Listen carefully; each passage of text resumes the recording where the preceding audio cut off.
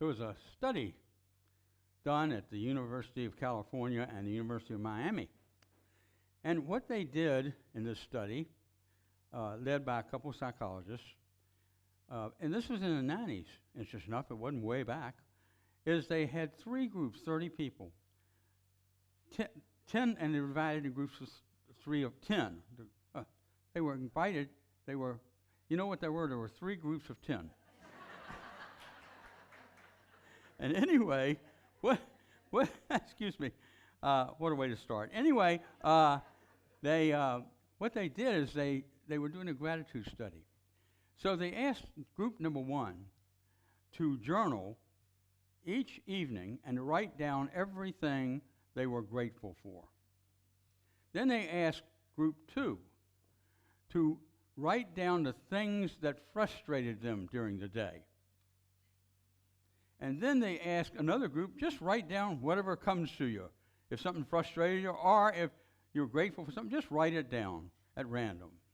And so the groups went and did that, and they did it for 10 days. Then they turned it into 10 months because it seemed to be working, giving them some information.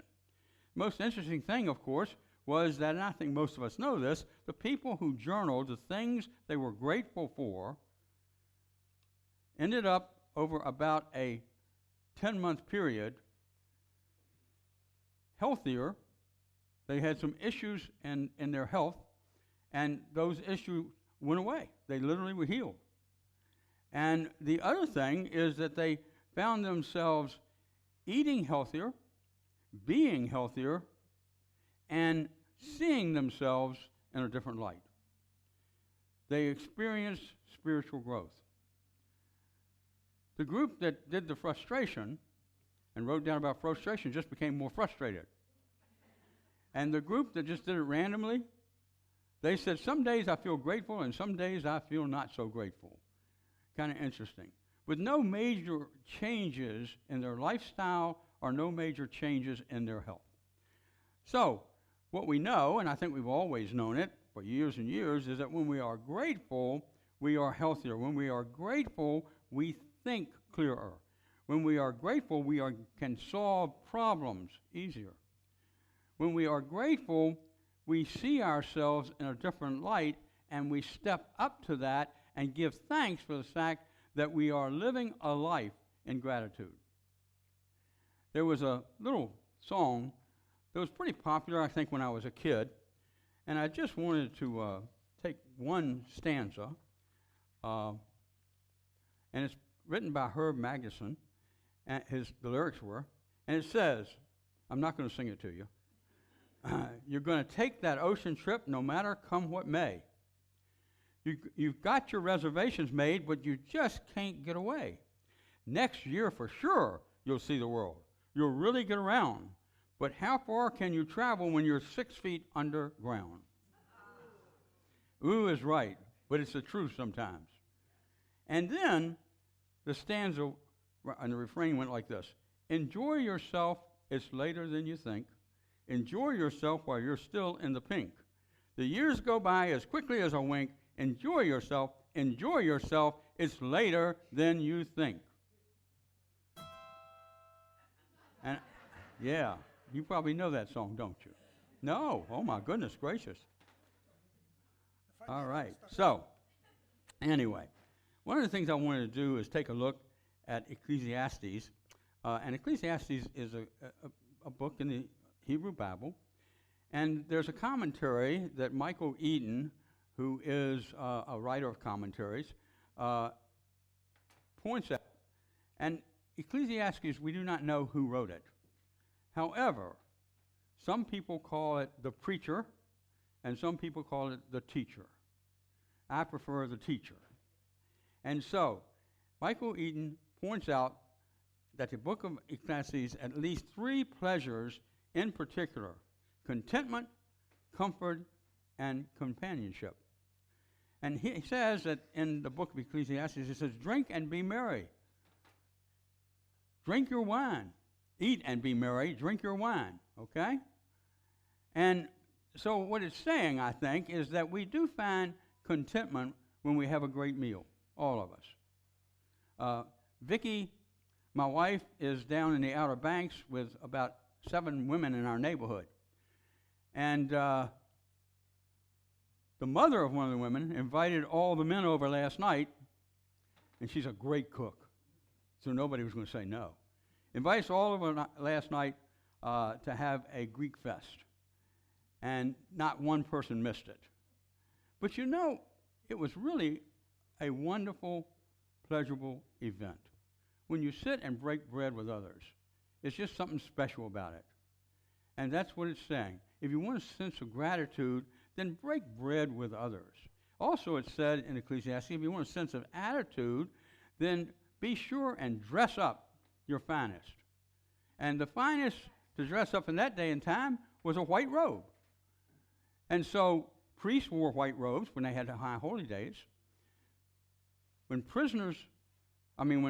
servicemen came back, they were honored by a parade where they wore white robes. And also, the white robe was there when a slave became a free man or free person. Kind of cool. So wear your tux. Get dressed up sometime. You're going to feel good, you know. It just happens. Now, don't rent a tux if you have one. Otherwise, wear the best clothes that you have every once in a while. Maybe even to church one Sunday. Remember those days? I know. And I'm not criticizing, believe me, I don't want to dress like that anymore. But anyway, just for church. But anyway, the idea is that if we concentrate and focus on certain parts of our lives, that we literally can end up understanding the ways in which we can become contented, understanding the ways in which we can be at comfort, and understanding the ways of companionship, our relationships.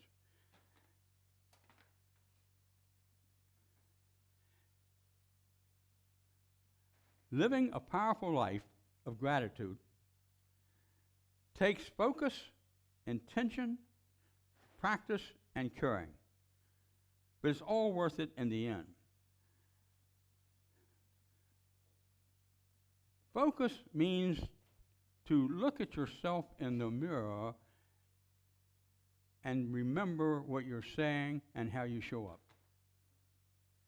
The focus is, if I'm not doing it, if the mirror doesn't come back at me pretty clear and I'm pretty happy with it, then I got to change. And I have to focus on that change. In order to focus, I have to set intentions. How am I going to receive bad news? How am I going to receive a situation in a job where things don't go really well? Eric Butterworth said in one of his books that a man came in to talk to him and said, I need to see you today, so he made room for him. And the fellow came in and said, you won't believe it, I just got fired from a great job. Eric Butterworth said, congratulations. Guess what? Something better is on the way. And sure enough, the man had been an executive vice president, and he got hired as a president within 3 months, and something better was on the way for him. So how do we react in a given situation, or how do we show up in order to be in a mindset that we literally are thankful for the situation? I know that everybody sitting here has had a situation in their life where it felt terrible. It just wasn't what you wanted. And then what happened is, a few years later, you look at that situation and you say, that's the best thing that ever happened to me, right? But what we have to do is recognize in the moment whatever is happening can be the best thing that's ever happened to us if we decide and intend to take it that way. And so we have this idea of focus and intention. And then the other thing it says, it takes practice, okay? And how do we practice? Well, let's say that I'll go back to the job. I get a bad job review, okay? The question becomes, how do I take that? Do I take it as an opportunity to change, or do I get mad with the company, mad with the boss, and blame them for my job review? Obviously, that's not looking in the mirror very well. That's, that's just stepping aside. That's ignoring what's happening. And that way, we cannot really grow. But if I understand that when I am given an opportunity because of a job review to step up and step out and be gracious about it and be appreciative of it, then we are going to grow. And our next job review will be very positive. I'm sure of that. I've seen it happen. And I've seen it happen both ways through my years of experience in working with people. And then the other thing is that we have to practice it in every situation, but we also have to be in a sense of caring for others. Of caring because we love others. Caring because we want the best for them.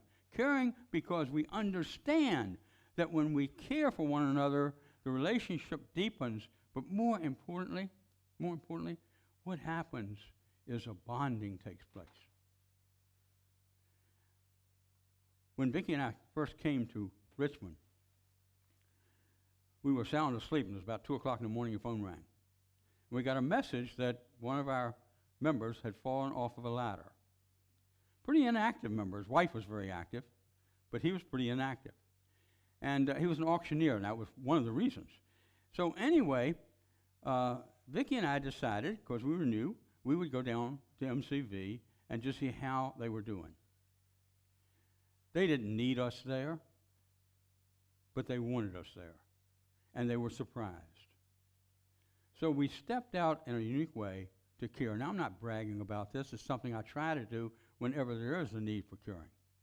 But at the same time, what happened is that man stopped auctioneering on Sundays to come to church every Sunday for 13 years. Just because we showed up to say we care, because we wanted to pray with him and give his wife support. So when we care, we take action. When we care, we end up with an opportunity to create a meaningful life. I want to share a story with you about a woman named Tracy Auden. Tracy Auden was a mother of a 3-year-old. She was expecting a second child.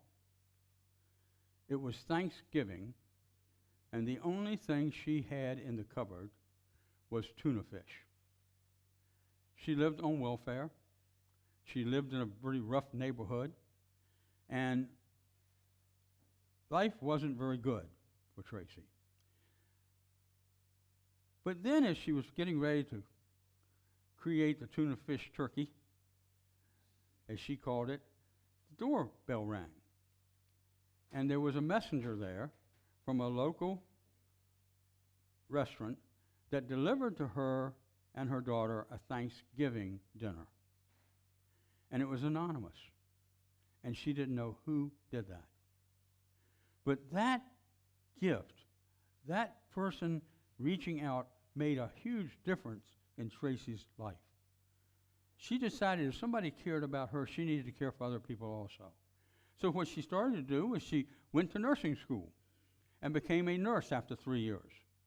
She got through it through scholarships and through funding, and was able to do that. And after that, she moved out of the housing situation. She came off of welfare. She then started to make a difference at work. And what she loved to do was give people something that they didn't know where it came from. For example, when she was in the hospital, every once in a while she would buy $5 Starbucks cards, and she would put them on people's desks when they weren't around and just leave them. And she'd do that about every 3 months. And that really made a difference for her. She then started to work at the shelter, for animal shelter. And she gave her time doing that. And of course, she adopted a dog and a cat. So she was thought was good for her children, and it was. And she gave of herself and gave of herself. And then eventually, what happened is she started to be even more giving in every way you can imagine. And what she would do is, through that process, is give, and she set a goal to give 50 $10 gift certificates every month. Now, I know that nurses don't make a lot of money, but 50 of those, I think, is $500. Is that right? Yeah. But she found ways to support to do that, and she did that, and she gave them out to people who were in need. She did it without anybody knowing who she was, all anonymous, like what had happened to her. When she was working at the hospital after about 9 years, she still remembered, of course, the Thanksgiving gift, the meal. And what she did was she always wondered, I wonder who did that. And this patient shows up at the hospital. Her name was Garbo. And Garbo came to the hospital in her last days.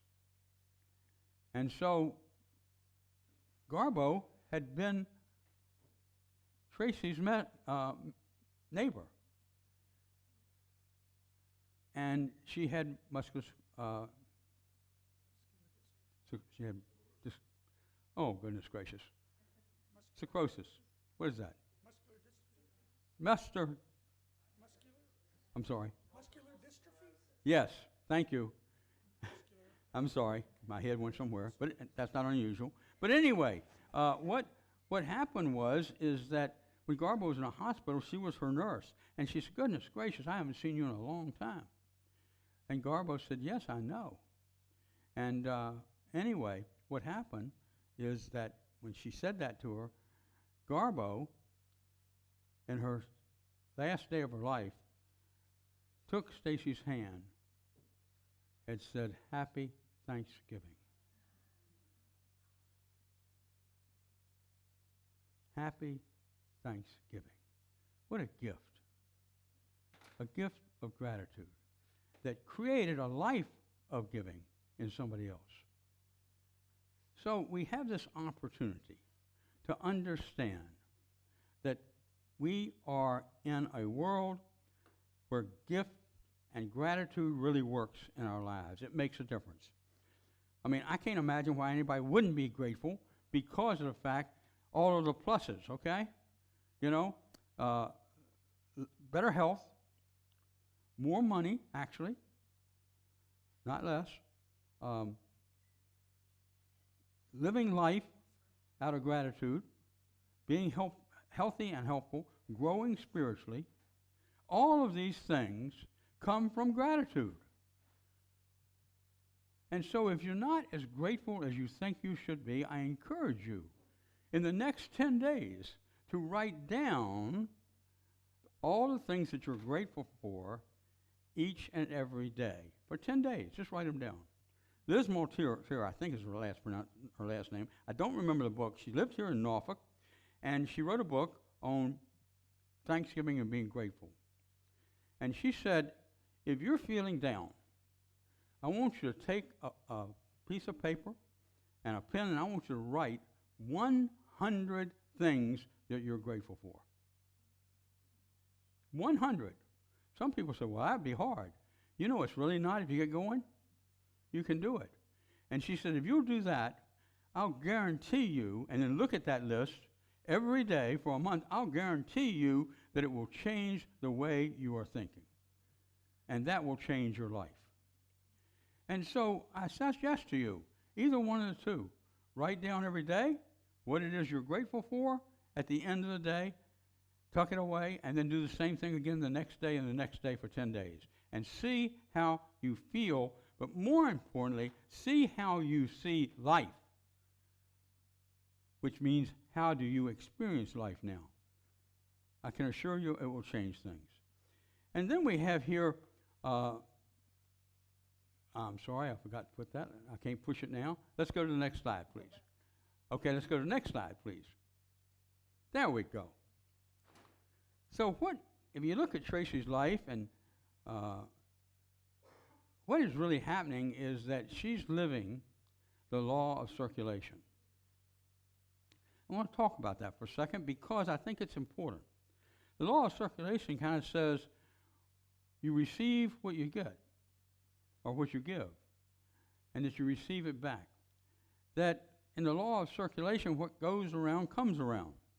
And you know, it's true from the standpoint of living your life so that you are really understanding the power of the law of circulation. I had a fellow in my church that I worked with for quite a while. And interesting enough, he bought into the idea of tithing. And so he tithed. And he got angrier and angrier. And he'd come to talk to me about it. I do not understand why I'm not getting 10 times in return for what I give. I don't understand it. That's what the Bible says you're supposed to do. I said, okay. I said, why are you giving? Oh, so I can get 10 times more. I said, I think you're missing something. True giving means I give something and I don't get uptight about the way it is used. That I'm going to trust the people I gave it to use it appropriately. And even if they don't, I did my job.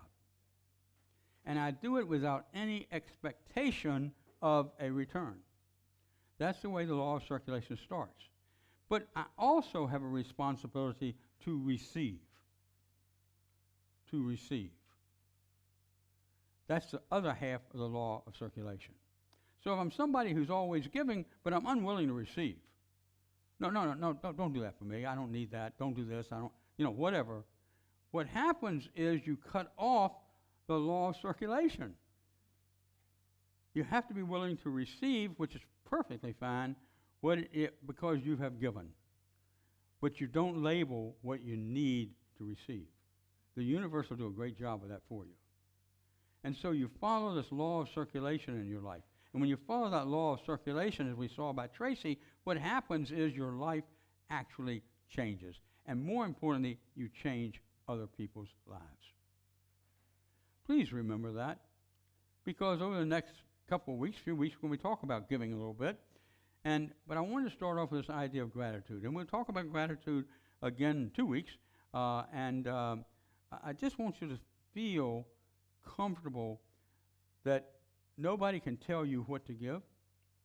Nobody can push you into giving. Only you and Spirit can decide what it is you want to give to your neighbors, to Unity Renaissance, to the world. And when you are open to that, then the universe goes to work, and there's nothing that cannot happen. Nothing. And so follow this law of circulation. Just remember two things. You have to give and you have to receive. Nothing else you worry about. And I guarantee you, and I can tell you from personal experience, that not only will it change your life, but you will have a sense of prosperity like you've never had before, even if you don't get an extra dime back. Even if you don't, because you gave willingly. And so let's just summarize this up a little bit, if we might. And our summary of living in gratitude is, number one, that we have to have a sense of purpose when we do that. We have to understand that we are working out inside of ourselves what is ours to do.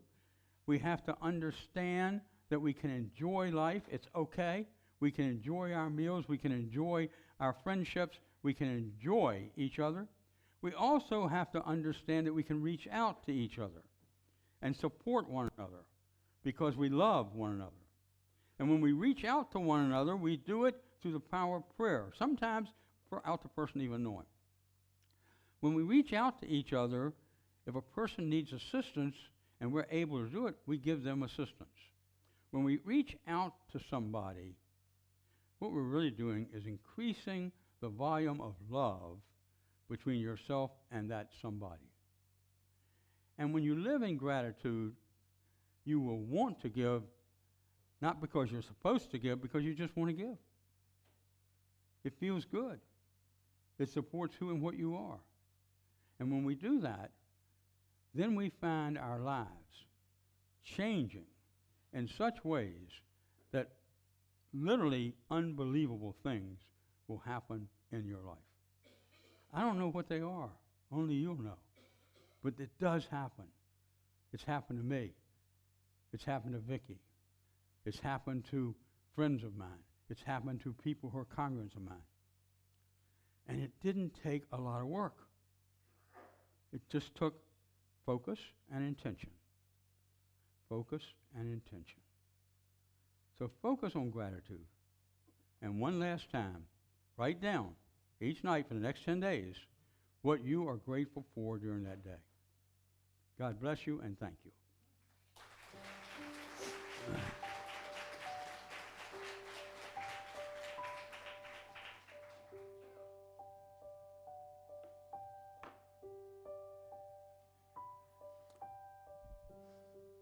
So now let's take this moment to truly be grateful.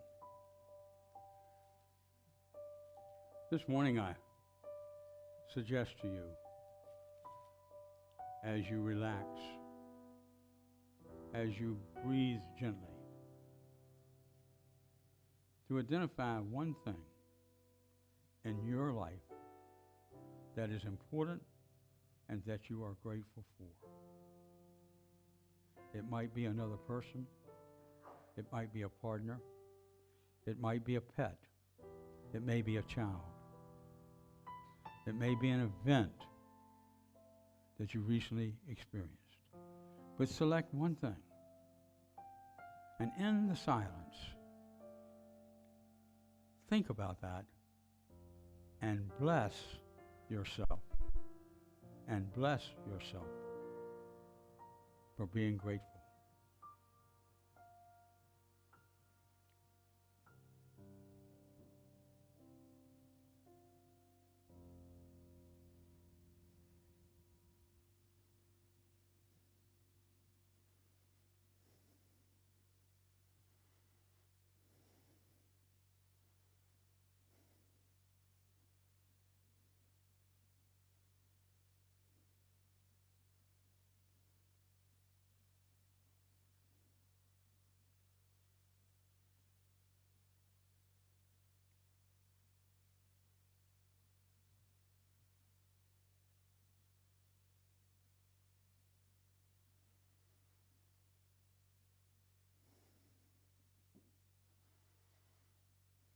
And now,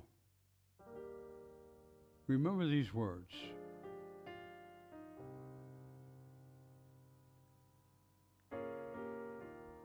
The Lord is my joy. I am grateful and I rest in it. Friends are my joy. I relax and I rest in it. My partner is my joy. I relax and I rest in it. And so now, we come into this moment, and not out of the moment, but into the moment and continue in the moment with grateful hearts. And so it is. Namaste.